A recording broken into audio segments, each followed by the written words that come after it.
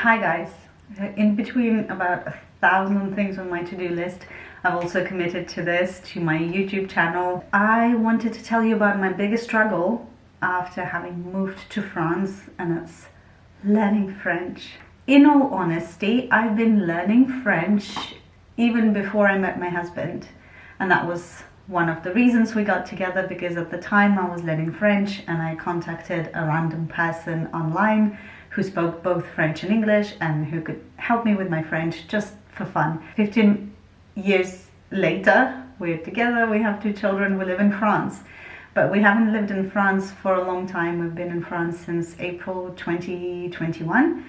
Right now, at the time of me filming this, it's November 2022. So it's been a year and a half of me fully being immersed in this life in France with everybody around me speaking French. Before that, we only lived in English-speaking countries, hence my English being so amazing. After having moved to France, I realized that my previous attempts to learn French were nul. I did not learn enough to be able to have a conversation, a simple conversation about my day in France.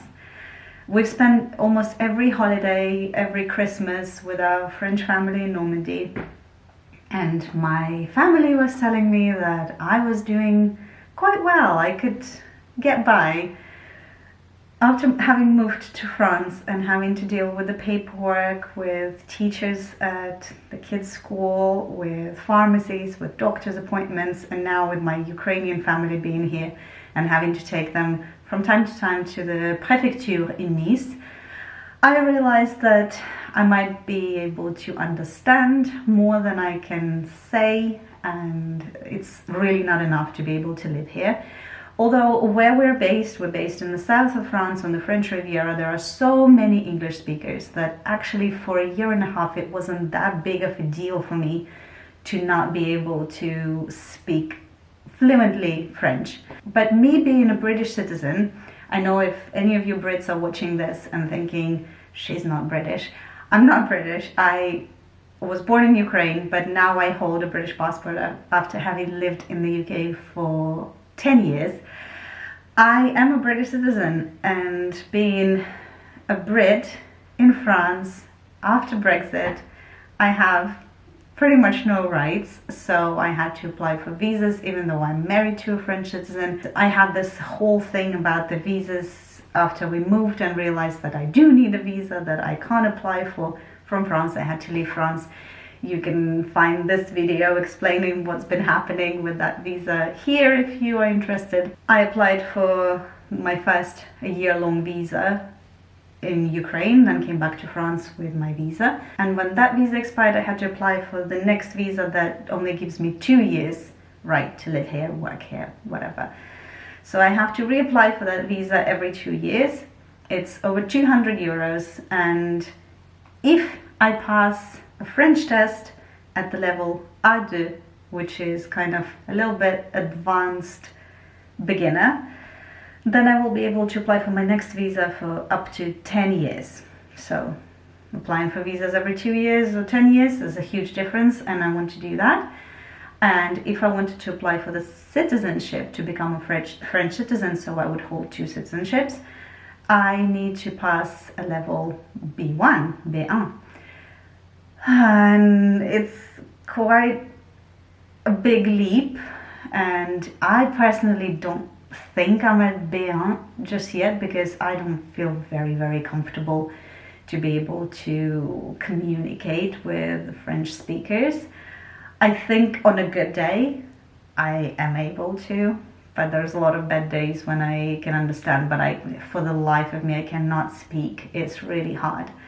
So my journey of learning French is as follows.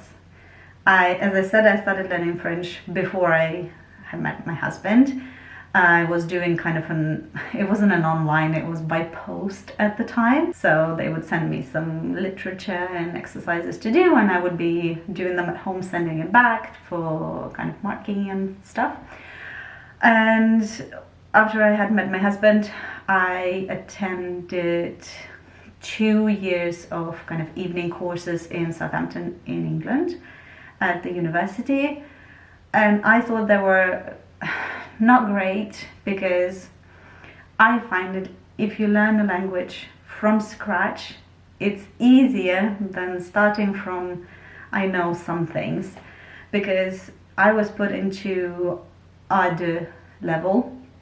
There were so many people, like sometimes 30 people in the classroom, and even though we were all supposed to have had level A2, we all had different levels. There were some people that couldn't put together a sentence, like me. Well, I was kind of intermediate there. And there were some people that were having full-on conversations and their vocabulary was really good. So for the teacher, it was really complicated to have some sort of flow during the class, because there were some people that were having like blank stares at them, not understanding a word the teacher was saying, and there were people that were fully immersed and having conversations with the teacher. And I was kind of in between, and the more the advanced people were progressing, the more I was regressing because I wasn't catching up, and it was really, really hard for me. So I was finding myself just kind of switching off and getting bored and not really being encouraged even by myself to continue. And at the time I was living in England, so it wasn't a pressing issue. So after about 2 years of doing that on and off, I stopped. I was practicing with my mother-in-law every time we were going to Normandy, but that wasn't enough. Then in Canada again, we had zero need for that. Everybody spoke English where we were living in Alberta. It's an English-speaking province, so there was absolutely no need for that. Then we enrolled our children into a Francophone school, and there was a huge need for that, but I had my husband deal with all the paperwork and everything for the kids. All the parents that were Francophone were easily speaking English with me, so there was no need for me to speak French. And then we decided to move to France. I thought my French was so-so. It's on a lower end of so-so. So far I've taken 2 online courses. At the end of last year, I've taken a group online course with a teacher who said that I was in between A2 and B1. But I think it's not about my level of French. I think it's about my personality. I speak a lot. So whatever I need to talk about, even if I make mistakes, I'm just like blah, blah, blah, or speak all the time. So people are under the impression that I can speak better than I actually know how to. So at the time I started taking level B1 because my online teacher said that I have 100%. And the whole idea was to, at the end, be able to pass my B1 for the future nationality. And then the war in Ukraine started, and I kind of dropped the lessons because I just couldn't keep up with everything and I couldn't think straight. I had my family here, the kids, everything. So I dropped out those lessons. And then when things kind of stabilized a little bit at the end of the summer, I decided, okay, this is my opportunity. The children go to school. Half of my family is back in Ukraine. I only have my mom here. I'm going to seriously have a one-on-one tutoring preparing me for the exam. Currently, since September, I've been doing a one-on-one online tutoring, and I find it so much more helpful than any group courses, because at the group courses, as I said, unless you start from I know nothing at all, especially with the same group, everybody in the group has different vocabulary, different levels of I know how to build a sentence, I know how to build a question, I know how to have a conversation, I know how to have an argument. I'm more of a formal speaker, I'm more of an informal speaker, so it's all very different. So when you speak to an online tutor one-to-one, to a tutor, a teacher one-on-one, I think is so much more beneficial because the teacher has a feel of your personal level and they build up on that level depending on your personal needs and on your previous level. Also, it depends on what is it that you want. I really want to pass this test. The good thing for me, I'm a very I'm easily consumed by stress, that kind of person. So just the thought of going through an exam and failing when I had all these years of being married to a French citizen, French speaking person, and not taking that opportunity and now having to do it all and potentially failing is super scary for me. But the good thing is with the test that I'm about to do, hopefully in a couple of months, it's called a TCF, Intégration, Nationalité, and something else. With that test, you're not trying to pass to a specific level. You're trying to pass a test. You are going to pass a test and you will be granted a level. I know for sure I'm going to be getting at least level A2, which will allow me to then apply for my next visa for 10 years. Super helpful, already very good. I personally don't really want to go through all the troubles with acquiring a nationality, but it will make my life a lot easier, just like what happened to me when I got my British citizenship. My life just all of a sudden became much easier. So I think it would be good if I could pass a B1, but I'm taking that stress off my back by thinking if I pass A2, that's already good enough for me. So I'm going to be passing it in Nice. My teacher thinks that I'm ready. My family thinks I'm good enough to go. But then, I've been practicing a lot online. There are ways to practice online for this specific test. And I think pretty much all the time I get B1. But again, the stress on top of everything is not going to be very helpful. But I'm hopeful. I don't think I can speak super easily yet. And I made a whole bunch of mistakes. I'm getting there slowly. I spent this year and a half mostly working from home, being at home and being surrounded by English speakers. So I didn't throw myself into the trenches of speaking French. As I said in my previous videos, I was trying to apply for a whole bunch of jobs to be based here in an office, being surrounded by French speakers and actually learning, picking it up every day. That didn't happen. I work a lot with English and Russian speakers here. And also, at home, you would think that it would be super beneficial for me if everybody just all of a sudden spoke French, so I could pick it up much easier.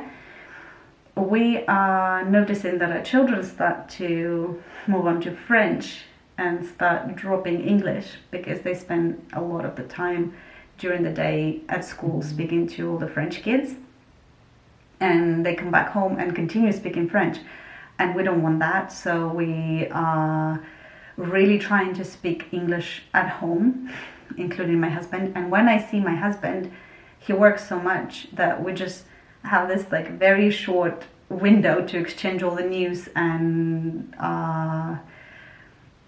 goals for the day or for the next day of the week or whatever we're about to do, that we don't have time for me to give birth to a sentence when it could have been said in English within just 2 seconds. What I found the most beneficial is to work one-on-one with somebody who knows my goal, who knows that, for example, speaking might not be a priority for me and it's passing the exam that is a priority, and they know exactly, my teacher knows, she's a former examiner herself at l'Alliance Française in Nice, so she knows exactly how the exam goes, what the requirements are and what kind of things they will be picking up for each level. So I've been with her for 2 months and I'm stopping. Then over Christmas we go to Normandy and my husband said it's going to be all French for you, so off you go. And I'm excited because I'm not afraid of speaking to my family. They know my level. It will be really fun actually to surprise them with subjonctif and tout ça, because she never corrects me. Even if I'm saying the most ridiculous things. She's trying to understand what I'm saying and doesn't correct me, so I'm not getting stuck.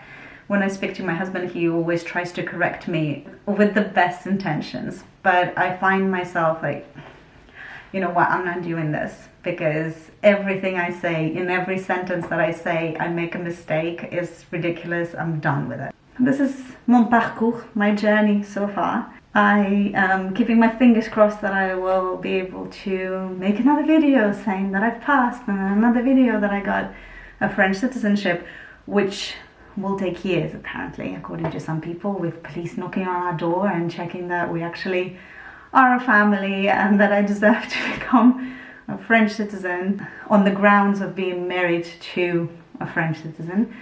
It's so complicated and embarrassing, but them the rules. But yeah, this is me so far. Hopefully on the brink of getting to another stage of my personal development. And it's really, really important that I do speak some French, because even though there's a lot of English, Russian, whatever speakers here, I want to be able to have a conversation and be able to have an argument with somebody in French if needed, or defend myself if needed again. So learning something very important to be here. It's been a ride. It still is a ride. It's not coming easy to me, but I guess the main thing is to practice when you can. It's just that I find that people don't have time to practice. I personally find that people don't have time to stand there and wait for me to explain to them what is it that I want from them. And definitely French is not the easiest language. There are so many kind of sayings and verlan when they take one word and make a different word out of it by moving syllables around. It's horrific. But it is what it is, and it has to be done. So this is my journey. Thank you for watching this video. It's been quite hectic, just as my experience of learning French. And I'll see you guys next time.